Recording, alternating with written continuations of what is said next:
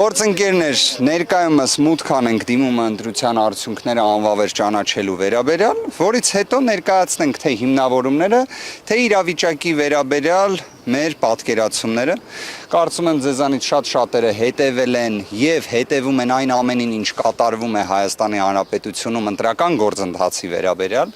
կամ եկեք ձևակերպեմ այսպես, այն ամենը, որը կատարվում է, որը չպետք է կատարվեր։ Այն ամենը, որը կատարվում է, որը ժողովրդավարական հասարակությունում չպետք է կատարվի։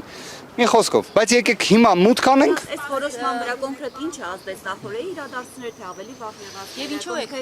դիմում եւ նույնն է պետք է սահմանադրական դատարան դիմեք ընտրությունների արդյունքները։ Գիտեք, եթե կենտրոնական ընտրական հանձնաժողով համապատասխան դիմում ընտրության արդյունքների անվավեր ճանաչման վերաբերյալ կողմը չի ներկայացնում, դա առնվազն մի փաստարկ կարող է լինել, որ սահմանադրական դատարանում պայմանականորեն պատասխանող կողմ հենց կենտրոնական ընտրական հանձնաժողովը դա կայակոչի, որովհետև ի վերջո օրենսդրությունը վերապահել է լիազորություն կենտրոնական ընտրական հանձնաժողովին ընտրության արդյունքները անվավեր ճանաչելու։ Ունեն այդ լիազորությունը, այդ նպատակով առնվազն պետք է նման դիմում ներկայացնել։ Ավելին, մենք ներկայացնում ենք դիմումը եւ ԿԸՀ-ն էլ պարտավոր է քննարկել այդ դիմումը ոչ թե զուտ քվեարկության օրվա ընթացքում տեղի ունեցած աբսուրդային խախտումների տեսանկյունից, այլ ընտրությունների։ Հիշեցման կարգով ընտրությունները մեկնարկել են ընտրական գործընթացը մեկնարկել է 2026 թվականի փետրվարի 7-ից։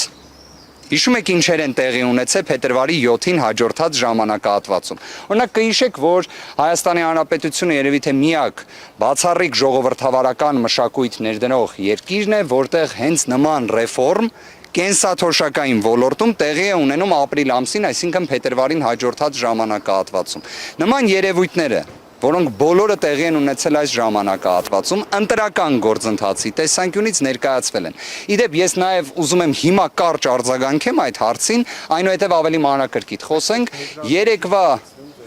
գիտեք, մի մասով այո, մի մասով ոչ։ Ես կռահում եմ ինչն եք ասում, եթե մենք համեմատական անցկացնենք 2021 թվականի եւ 2026 թվականի ընտրությունների միջև, նույնիսկ ԵԱԿ-ԺՄԻԳ-ի գնահատականները ավելի վատն են։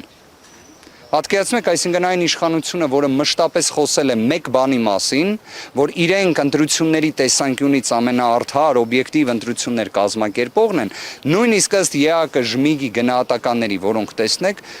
մեծ անկում ունեն։ Կարող եք իհարկե ասել, արդյոք այս ամենը կանխատեսելի էր թե ոչ եւ այլն, եկեք ֆիքսենք մեկ այլ հանգամանք։ Մեր Հայաստանի Հանրապետության քաղաքացիները մասնակցել են ընտրություններին։ Կարող էին ավելի շատը մասնակցել, այո։ Կմասնակցեին թե ոչ, վստահ եմ կմասնակցեին, եթե չլիներ ատելության խոսքը, չլիներ այն ռեպրեսիվ մեքենայի իրացման մթնոլորտը, չլիներ այն ատելության խոսքը, որը տարածվել է։ Ավելին կլիներ մասնակցությունը։ Գիտեք, ես կարծում եմ այն մարդիկ, որոնք ատելության խոսք տարածող են, վարչական ռեսուրս չարաշահող են, նվազագույն խոստումներ չպահպանող են, իրենց խոսքերին վերաբերվեք վերապահումով։ Իսկ եթե խոսում եք իրավական տեսանկյունից, բոլորը պարտավոր են հարգել անմեղության կանխավարկածը, բայց այդ ձեր հարցադրումը չմոռանաք, ես ծանոթացել եմ նաև, որ իրավապաշտպան հասարակական կազմակերպությունների երևի թե բոլոր ՀԿ-ների միավորող ներկայացուցիչ Դանիել Իոնիսյանը երեք մի գրառում է արել, քննադատել է ԿԸՀ-ին։ Մի քիչ արդեն դա զարմանալի է, բայց այո, քննադատել է ԿԸՀ-ին եւ կասեմ, թե ինչ բովանդակության վերաբերյալ է քննադատել ԿԸՀ-ին, որը բխելու է ձեր հարցից։ Եկեք մուտք անենք, այնուհետև շարունակենք։ Ուղղակի սա, այսինքն մարտավարական քայլ է, նախ դիմել ԿԸՀ, որից հետո արդեն սահմանադրական դատարանում կդիմեք։ Գիտեք, մի հանգամանք էլ բացի մարտավարականից, դուք տեսել եք այն մասշտաբային խախտումները, որոնք տեղի են ունեցել թե ընտրական ամբողջ գործընթացում, թե հենց քվեարկության օրը։ Վստահ եմ դուք լսեցիք այն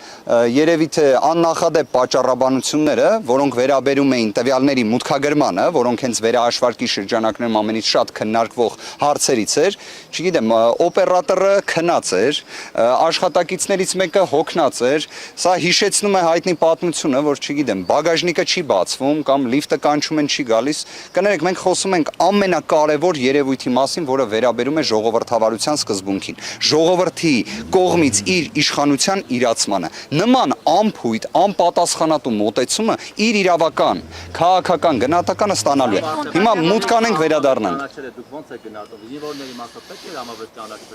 Եվ ինչու հենց այդ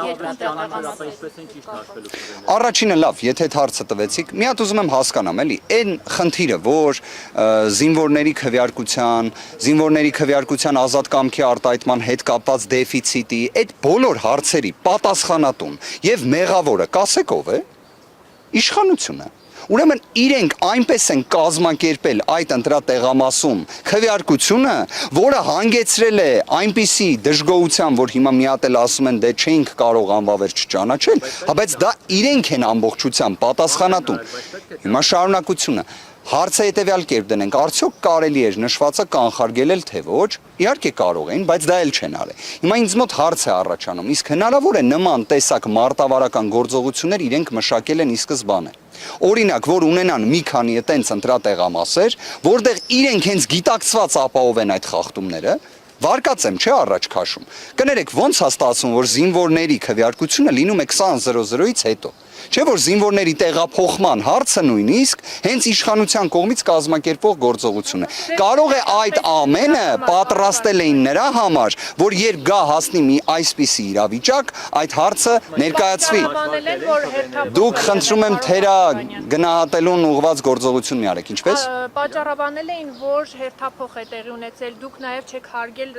ընդհանուր ընդդիմությանն էին դիմում, որ չեք հարգել զինվորների իրավունքը, հերթափոխ է տեղի ունեցել, եկել են քվեարկության, իդեպ նաև հողում էին անում ձեզ եւ Տիկին Մելոյանին, որ դուք եք հենց առաջին ասել, որ եթե ընտրատեղամասում են գտնվում ժամը 8-ից հետո, ապա իրավունք ունեն քվեարկելու։ Հիմա ինչի համար է այս ամենը։ Մի հատ կխնդրեմ իհարկե իմ անունը տալուց այդ անձինք նաև իմ համապատասխան հայտարարության հղումը տան։ Ես ճիշտ ասած այդ հայտարարությունը չեմ հիշում, որ ես կատարածնեմ, եթե նույնիսկ արածել լինեմ, իհարկե 20:00-ին, եթե ընտրական տեղամասում գտնվում է ընտրողը, այն կարող է իրացվել, բայց հարցը ամբողջ նրանում է, որ 20:00-ից հետո դուռը պետք է փակ լինի ընտրական տեղամասի։ Իսկ դրա պատասխանատուն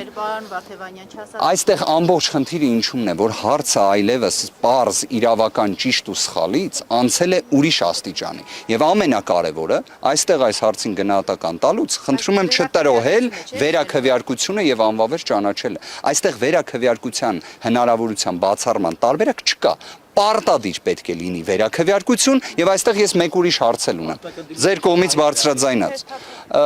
զինծառայողների հետ կապված իրենց քվեարկության այդ մեխանիզմի, որ զինծառայողներին տեղափոխում են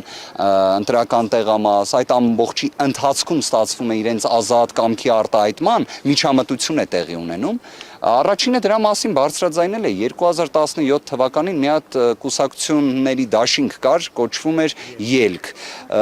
Տեղյակ են իրենք, որ իրենք են դրա մասին առաջինը խոսել, թե դա էլ հմտորեն մոռանում են։ Գործընկերներ, մուտք անեմ, վերադառնամ։ Շնորհակալ եմ։